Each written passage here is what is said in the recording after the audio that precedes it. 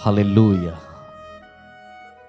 Praise the lord. దేవుని పరిశుద్ధ నామానికి మహిమ కలుగునుగాక. ఆయన కృపను బట్టి మరొక్కసారి మీ మధ్యలోనికి రావడానికి ప్రభు చూపుచున్న కృపను బట్టి నేను ప్రభుని ఎంతగానో స్తుతిస్తున్నానండి. ఆయన చిత్తము లేకుండా, ఆయన సంకల్పం లేకుండా ఎవరిని కలవలేరు, ఎవరి స్వరము మరొకరు వినలేరు అనే దృఢమైన విశ్వాసముతో, నమ్మకముతో మీ మధ్యకి నా ప్రభువారు మమ్మల్ని పంపిస్తున్న కృపను బట్టి నేను ప్రభుని ఎంతగానో మహిమపరుస్తున్నాను, స్తుతిస్తున్నాను. గత కొద్ది వీడియోలో లేఖన భాగంలో ఎత్తైన కొండల అనుభవం అనే లేఖనంలో నుంచి ప్రభు మనతో గత వీడియోలో మొదటి అనుభవము అరారాను కొండ అనుభవం, మొదటి అనుభవం మాట్లాడారు. ఈరోజు ప్రభువారు రెండవ ఎత్తైన అనుభవం, ఎత్తైన కొండల అనుభవము అనే అంశంలో నుంచి రెండో విషయాన్ని ప్రభు మాట్లాడబోతున్నారు. కర్మెలు కొండ అనుభవము. దేవునికి స్తోత్రం, హల్లెలూయా. ఈరోజు చాలామంది టూరిస్ట్ ప్లేస్కి వెళ్తూ ఉంటారు. కింద నుంచి కొండను చూడడం సులభమే, చూసినప్పుడు కొండ బాగుంది అంటారు.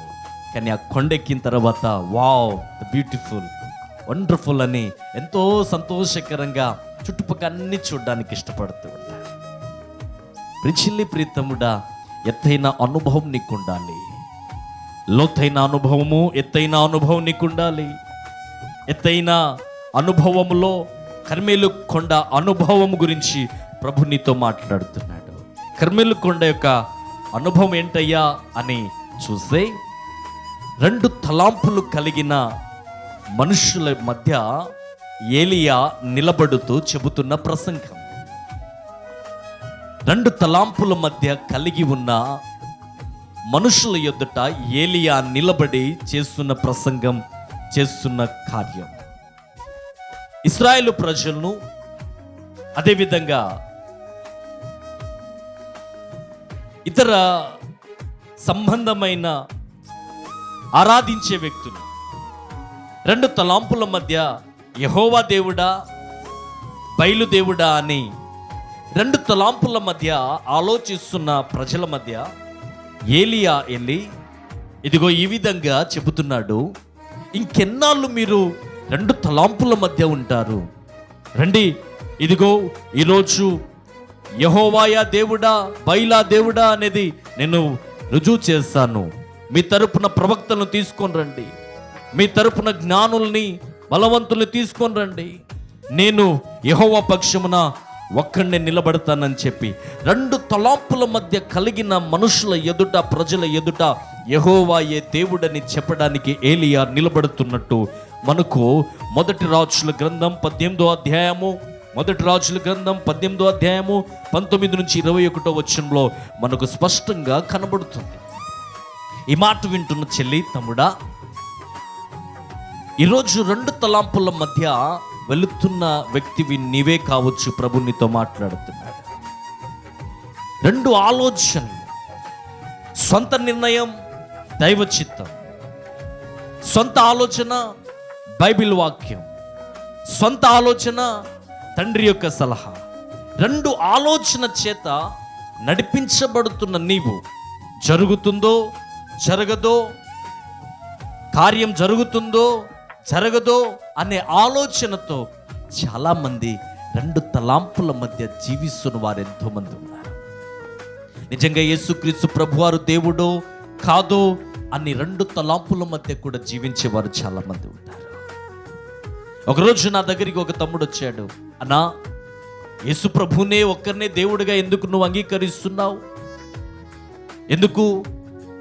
అన్నిట్లో ఉన్నారు కదా, అంతటా ఉన్నారు కదా అని నాతో ఆయన కొన్ని విషయాలు ఆ సహోదరుడు పంచుకున్నాడు.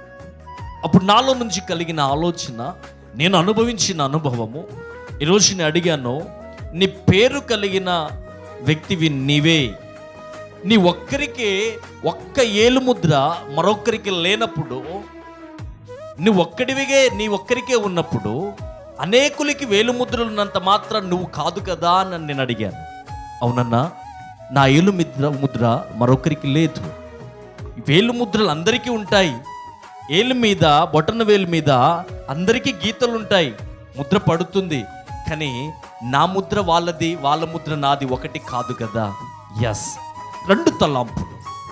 నేను అడిగాను, ఒక ఉద్యోగం ఉంది, ఆ ఉద్యోగములో ఆ వ్యక్తికి, అందులో ఆ యొక్క వ్యక్తి సెలెక్ట్ అవ్వాలి అంటే, ఆ ఉద్యోగానికి అర్హతగా కలిగి ఉండాలంటే ఆ వ్యక్తికి 1 ఇంగ్లీష్ వచ్చి రావాలి, 2 వయసు 30 సంవత్సరాలు ఉండాలి, అతను డిగ్రీ చదివి ఉండాలి అని నేను ఆ సహోదరుని అడిగాను.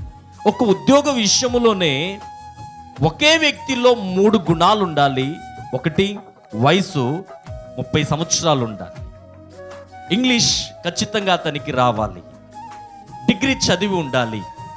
ఒక్క వ్యక్తిలోనే నువ్వు చూపించగలవా? 3 వ్యక్తుల్ని తీసుకొచ్చి ఇదిగో ఈ 3 వ్యక్తులు ఉన్నారు, ఒకదానికి సరిపోరా అనంటే ఉన్నది ఒకటే ఉద్యోగం.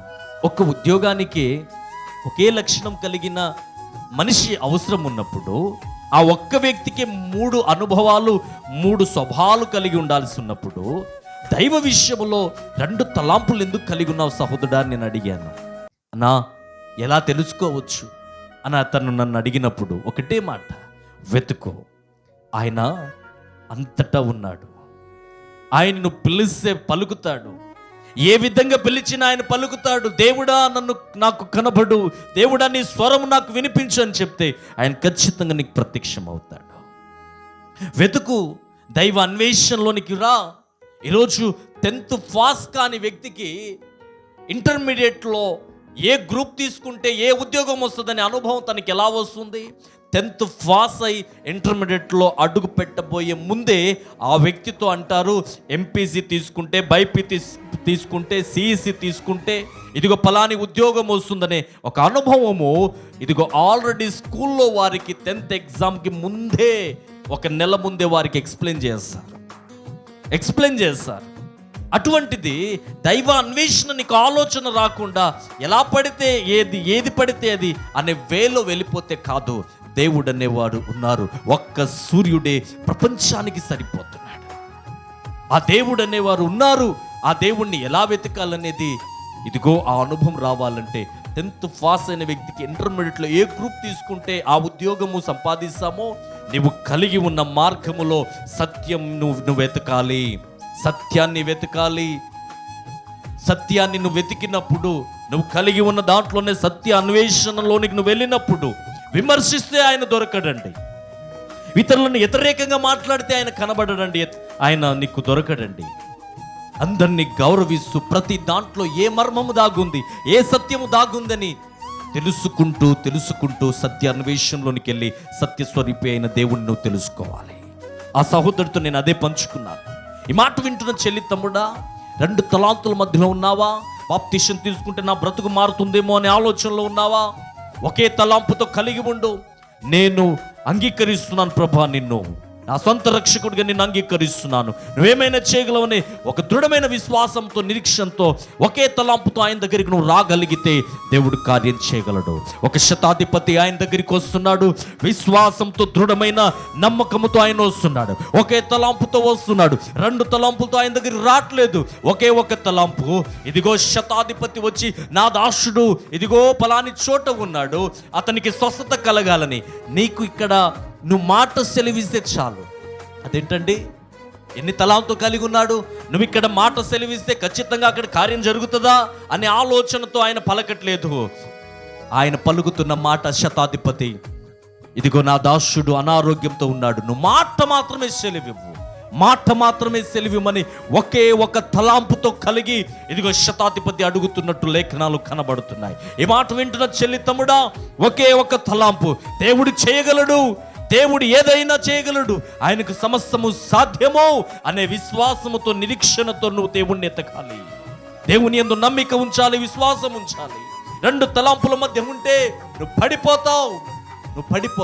బైబిల్లో పడిపోయిన వారు అపోస్తుల కార్యం 20వ అధ్యాయం 9వ వచనంలో ఐతుక్ అనే ఒక వ్యక్తి కనబడుతున్నాడు. ఈ ఐతుక్ అనే వ్యక్తి అపోస్తులైన పౌలు ప్రసంగం చేస్తుంటే 3వ అంతస్తు నుంచి, అంతస్తు కలిగిన పైనుంచి కింద పడిపోయినట్టు కనబడుతుంది. అంటే ఈ సార్ ఎక్కడ కూర్చున్నాడు, ఈ బ్రదర్ ఎక్కడ కూర్చున్నాడు, ఈ ఐతుక్ అనే వ్యక్తి ఎక్కడ కూర్చున్నాడు? కిటికీ మధ్యలో కూర్చున్నాడంట.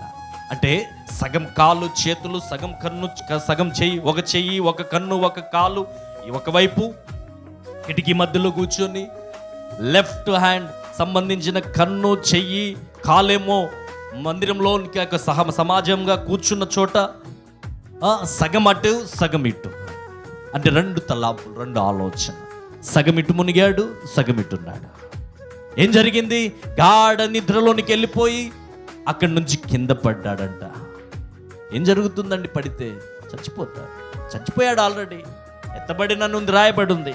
ఈరోజు 2 తలాంపుల మధ్య నడుస్తున్న నీవు పడిపోతావు. పడిపోతే ఎత్తబడతావు. జాగ్రత్త. నిద్రించినట్టు అని అర్థం. నువ్వు 2 తలాంపులు కలిగి ఉన్నావా?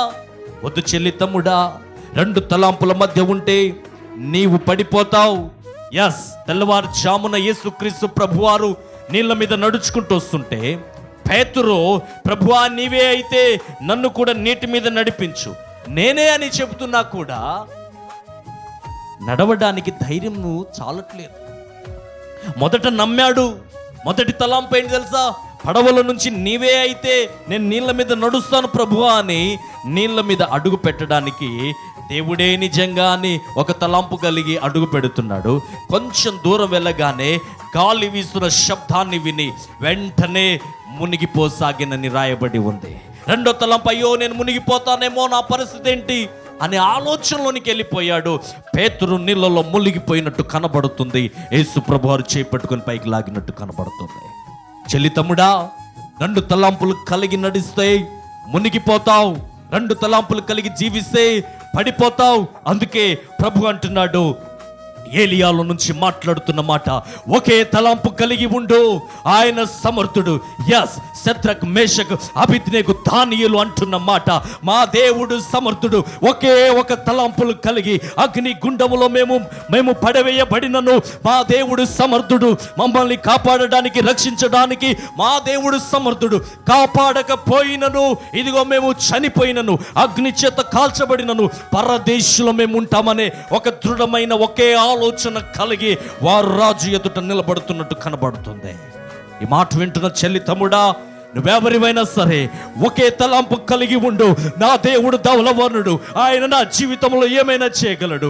ఆయన నన్ను స్వస్థపరచగలడు. నా జీవితంలో మేలు చేయగలడు. అసాధారణమైన వాటిని సాధ్యము చేయగలడు.